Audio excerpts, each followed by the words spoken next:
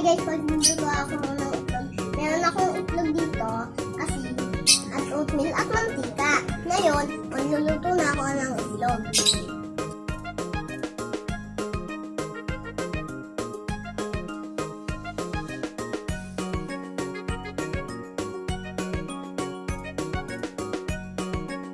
Ngayon, kailangan ibig yung itlog hanggang magbubbles.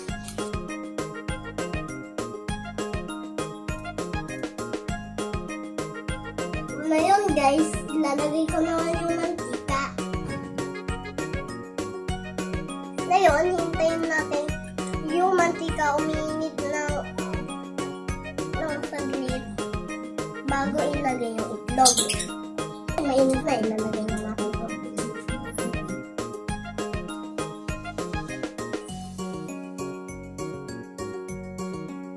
Yan, luto na guys, oh.